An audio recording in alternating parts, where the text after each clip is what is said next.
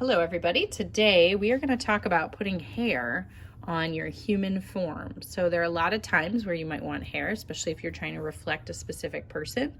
And there's so much you can do with it. It can add so much animation to your person. Right now I have this really rough bust form. The head is not even actually attached yet. This is a really nice time for you to start kind of thinking about position and what you're trying to express. But for now, I'm going to have my person kind of looking up. And we're going to talk about what you can do to add different hairstyles today. So I printed off just some different types of hair, some things for you to think about as you're kind of sketching. This will hopefully be something that you will also do as you are starting your hair. Having a reference can really help you create something a little bit more powerful. So first thing, once I have my hairstyle picked out, you want to start thinking of how you're going to create that. And typically you do that with either pinch pots or slab. You can do it with coil too. Coil can be really difficult though, because you need lots of coils and they can fall off. So I'll show you an example. I made a coil earlier, and so sometimes people will want to attach lots and lots of these to the surface. The problem is that they're very breakable. So when you go to glaze this, it would be something that could come off very easily. So if you do choose to do this, you want to really attach it well here and then wait until it gets leather hard, and then you can attach it to the shoulder. If your project is leather hard and the coil is plastic, then what will happen is when you attach them in two separate places, this clay will shrink, and so you'll end up with a crack right between those two on all of them. Okay, so coil is not the best way to go, but there's still ways that you can get really cool curls, and you can get dreadlocks, braids, whatever you're kind of going for. So let's talk about this first. When we talk about her hair, we're talking about a lot of texture. So using a flat slab might not be the best idea to kind of go and put up on the surface. So before doing any of that, what I'm gonna do is I'm gonna set it down and I'm gonna start texturing it. So in my case, I'm just gonna kind of like go in with my hand, but you can experiment and you can kind of go a lot deeper to create some real grooves. Now, when I do this on the surface of the clay, at first it doesn't really resemble hair, but remember our goal is just to break up that shape so that it has more of the texture that we see in that reference picture. Now, I'm gonna do this all the way to what will be the top of the section of hair that I'm thinking of attaching. I have the bottom here. It doesn't really resemble hair too well because it's all one lump. So another thing that you can do is set it down, and you can use a needle tool or a knife tool to kind of break it up a little bit. I can cut segments out. I can go in and make some shorter if I want, but this is a way to kind of start splitting up those ends and making it look a little more intentional. Now, another thing, before I pull it up and put it on, those ends are a place that I really want to like treat a little bit, because once they're standing on my piece, it might be harder to attach. So I'm going to go in and kind of like shape and pinch and adjust those a little bit as well. Okay, so they just feel a little more natural. All right, so I've got a segment of hair here that I feel pretty good about. Texture looks super weird, but trust me. So now if I'm ready to attach some sort of piece like this on, before you really start attaching, it's good for you to define where the hairline on your piece is and scratch and slip that whole area. So for me, I'm gonna kind of choose up around here. I'm gonna have it come down. I don't have ears yet on this. I don't know if I'll have them depending on the hairstyle. But then all of this in the back, I'm gonna use a fork so it really gets scratched up.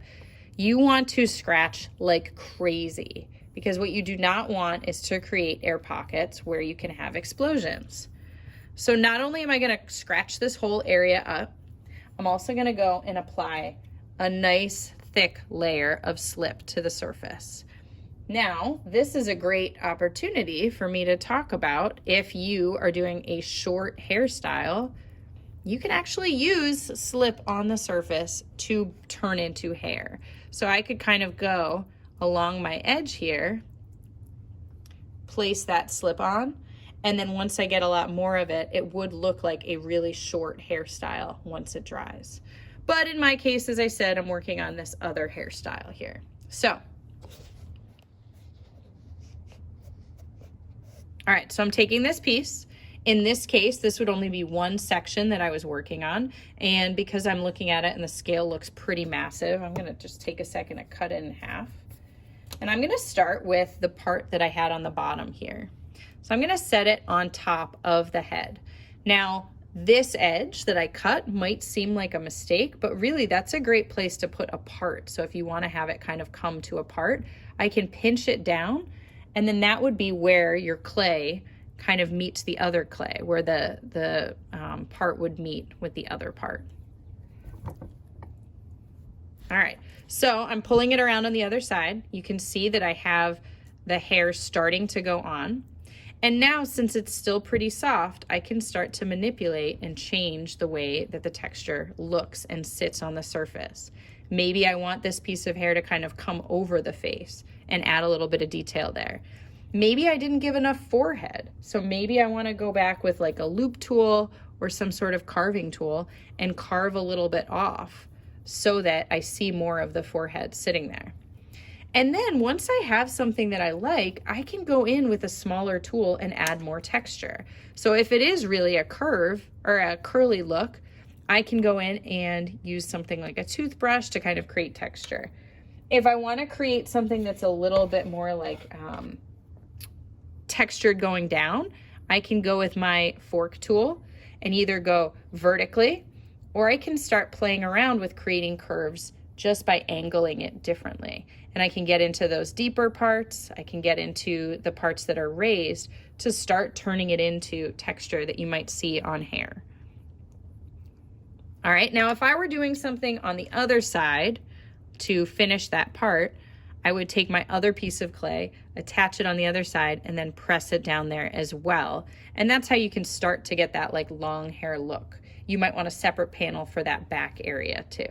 But hopefully that gives you an idea of somebody with textured hair. Now, the difference if it was smooth hair would be just you'd start with a smoother slab, and you might want to keep it a little more sleek. So when I do any linear elements, like to add the texture, I might want to just keep my fork going in that one direction, just to try to keep it a little bit neater.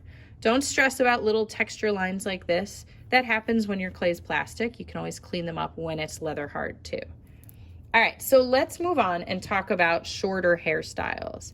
So I think we'll start with just kind of like a typical, like something where it's maybe a little bit longer on top, and then shorter on the sides. So in this case, I would only really be adding more onto the top. So you can still use a slab, right? I have this slab started, and I can start to kind of figure out where that hairline would be and how it would taper into the edges. Now, when you first put it on, looks pretty weird, right? It looks like a weird hat, but this is the beauty of kind of experimenting on the surface. Every hairdo is different, and so you have to kind of like plan out and play out where that hair might go. So I'm starting to kind of get some space just by like pinching it onto the surface. Now I trapped some air in there, so if you think that you're doing this, you might have to go back and poke some holes a little bit more at the end. All right, so I'm starting to kind of pull it down. Still looks super weird, but remember, texture is what starts to make something look and resemble something like hair. So the direction of the lines that I create will really help. This part might feel too perfect, so I might go back with a loop tool and like carve a little bit out so it better mimics the edge of the face. And I might slowly pull the clay down so that it slowly tapers off. Now, one other thought is if I want something that has a little bit of the texture that you're seeing in the top of his hair, what I can do is once again break up that space with a tool, and now I kind of have started a little bit of the texture that he might have, and then I might go back and do some smaller marks over the top of it. Okay, so it's really an experiment to kind of figure out what will work with you. All right, one final one I'm going to show. Anything that has a lot of volume to it, so if you look at what we have over here, or if you have like, for instance, like an afro here, you can start with something like a pinch pot, and you can start to work on putting that onto the surface. Now, something like this, you'd probably need some extra support, so you can always put some newspaper or paper towel on the inside and put it on. And then it's really about texture, right? Like the more texture you add or play with, the more it can start to resemble hair instead of a helmet, which is kind of where I am here. So don't be afraid to play around with what happens if you kind of mold it to the surface.